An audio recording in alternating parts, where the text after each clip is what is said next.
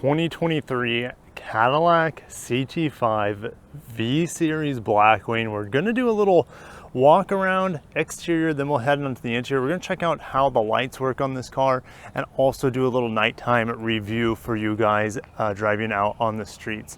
One of the cool things about the car at nighttime, actually even in the daytime, it knows when you're coming towards it. So I got a little bit closer, the lights pop on, the door handles light up, and then has a two-stage lighting system. Initially just the daytime running lights will come on, as well as the door handles and the rear lights, and then all the nighttime lights will come on, and then you get this additional light back here, super bright full LED bar strip that helps you back up, and then this guy stays on longest, which is a little Cadillac logo that sprays onto the concrete below. Love that feature. Now when you get close to the trunk here that you kick to open, I accidentally opened it earlier and I found out I had that feature. Typically you see a kick to open lift gate on a crossover or something, but no, we have it here on the Cadillac sedan as well. The whole trunk is illuminated, and I fit a bunch of groceries in here yesterday, so just don't think that this is not a practical vehicle. We have a fix-a-flat kit underneath. You have the daytime running lights that stroke the side of the vehicle vertically. That's kind of like a Cadillac signature with their newest vehicles. And then the headlights go horizontal. If you're looking from the front, I love how the CT5 Blackwing looks. It's very incognito. Of course, you have a lot of glossy black to maybe let you know that there's something big underneath the hood, the 6.2 liter V8 that's supercharged. But overall, the lights are very impressive. And then when you turn on the blinkers, just the bottom portion of the daytime running light. And looking from the side, you can definitely get an idea of those vertical daytime running lights and also the very vertical nature of the tail lights as well. On the back, we have a vertical and horizontal display of the tail lights, similar to what we see on the headlights. And then when you turn on the turn indicator, the portion on the inside illuminates. It looks pretty cool. One feature I really like is a little Cadillac lock button logo. I don't know if I've seen another brand incorporate their logo as the lock button. And we also have a beautiful V-series skid plate here. All right, let's get on the inside. We get a little Cadillac startup image on both screens. We have a 10-inch screen here, and I believe this is a 10-inch screen as well. I'll fix that in post if it's not. So those will stay up for a while for you, but I'm gonna go ahead and fire up the 6.2 liter V8. Supercharged, 668 horsepower and 659 pound-feet of torque. This thing's an absolute monster. I won't be driving it like a hooligan tonight. Wait for my daytime review where I have a little bit warmer tires. Still, I don't want to push this thing too far on when I'm not on a track. You have this data logger system over here that is an option on this model. I pretty much get in here and I make sure it's on my mode, which literally means my mode. And this is how my streetable situation here, what I like driving around in. And then I just get into Android Auto. Android Auto is awesome in here. It takes up the full screen. This rotary dial doesn't work too well in Android Auto, so you can tell I'm kind of locked into the screen to the right here. I really like the illumination of all the switch gear here. I can see everything quite well. Also, I appreciate that the wireless charger is illuminated because you might need it with wireless Android Auto, etc. If you guys can see, there's very little ambient lighting in here. There's nothing on the dash. There's a tiny bit underneath the carbon fiber trim on the doors. The memory seats are illuminated, thankfully, as well as your side mirror controls and window controls. The AKG sound system just kind of fades away to the blackness, but of course when you turn the audio on, it actually sounds really good in here. The bass isn't the most amazing, but the mids and highs are some of the best I've heard, to be honest. You also have a digital rear view mirror. It's one of the smaller digital rearview mirrors that I've seen, but it's extremely clear. I was in the Sequoia last night, which has a digital rearview mirror as well, and this is crystal clear at night. The Sequoia was a little grainy. The back also has illumination underneath the carbon fiber door trim as well.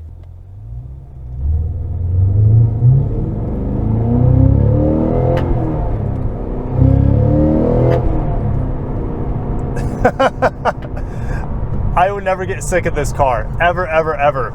The V8 sounds so good. The shifter is straight from the gods of Michigan. This car is built in Lansing, Michigan. I'm just a happy camper in here because it is so well executed and you get all the satisfaction probably you could want in a sedan. It's a gentleman's sedan. I actually had an experience where I came upon a bluish green one driving this orange one. And I pulled up next to him, and we both kind of smiled and nodded at each other because we both knew what kind of experience we were both having. And we have that rev matching. The steering in here is razor sharp.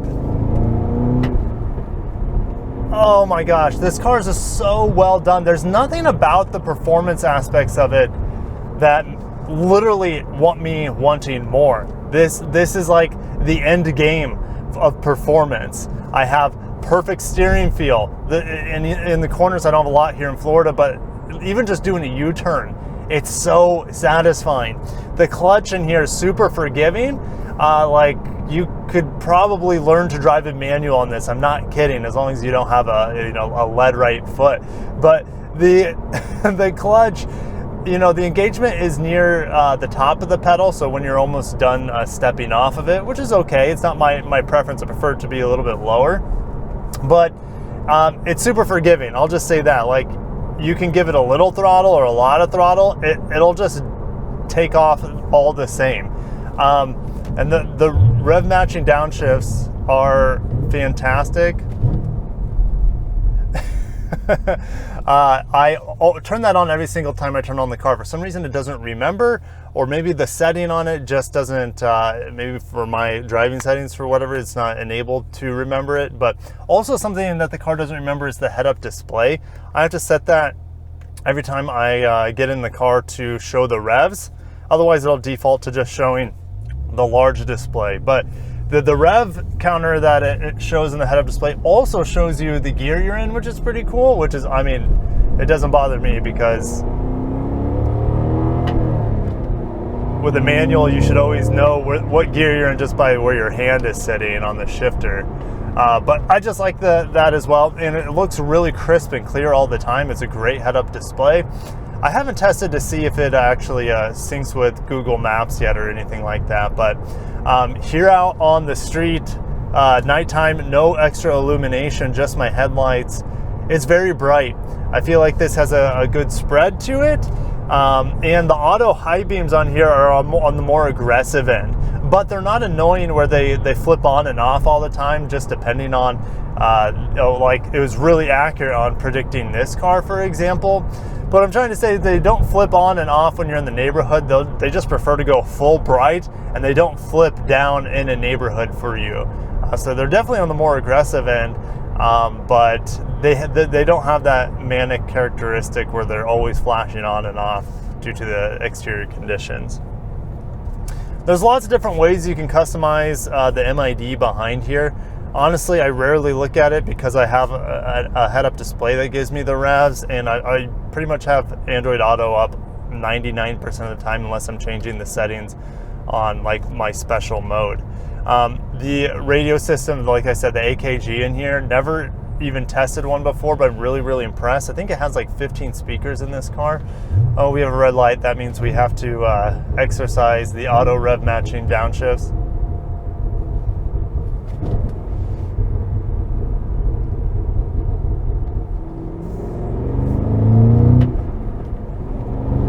Oh gosh, it's just brilliant. The last manual I think I drove on the channel was the Supra, and I was really impressed with that transmission. Now, the Supra has, I would say, a little bit more character to it, and not in a good way, because the Supra, going into like first to second, it doesn't like to be hustled. You have like this rev hanging, and it can be kind of rough unless you double clutch or you're really patient with the revs to fall. Here in this car,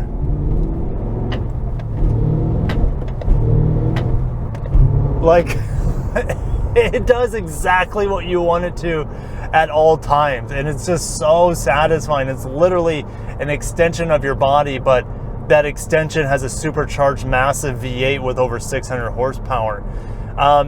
It's probably the best manual I've driven other than the Mazda Miata. So they're completely different cars, different performance classes, but in terms of natural feeling as well as just exquisite execution and also predictability, this and the Miata to me are like the best manual driving cars I think I've driven, maybe even ever. So Cadillac, well done. This is the first GM product that I've driven with a manual, and I had no idea what I was missing. This is literal perfection when it comes to a manual transmission, from the clutch engagement to the feeling of the shifter to the accuracy of the shifts and the forgivability of the system all at the same time. It's quite phenomenal. And then you're always rewarded with the gurgle and the groan and the roar of the V8.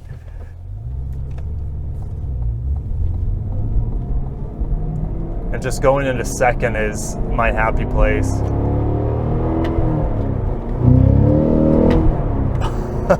And it fights for traction a little bit sometimes in second gear. Obviously it's not, you know, super warm out right now being nighttime, but in the daytime I can like put full pedal down on second gear. I feel like it puts down almost all the power, which is amazing. The Hellcat, I never could do that. I felt like no matter what gear I was in, it wanted to spin the tires all the way up to like 70 miles an hour.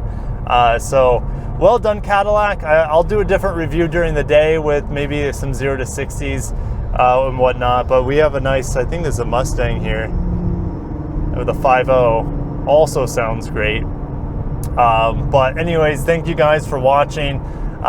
If you enjoyed the video, smash the like button and make sure you subscribe, because my daytime review will be a little bit more thorough with breaking down the engine and you know, the interior, as well as a little bit more driving and safe. Probably play with the safety features a little bit, but there isn't once where I turn on cruise control in here because I just want to play with the manual. And I didn't mention the brakes in here. Absolutely exquisite. They feel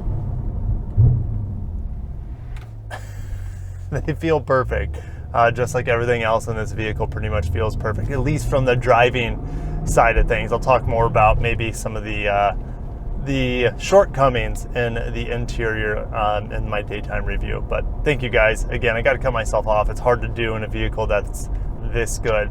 Take care of yourselves and peace.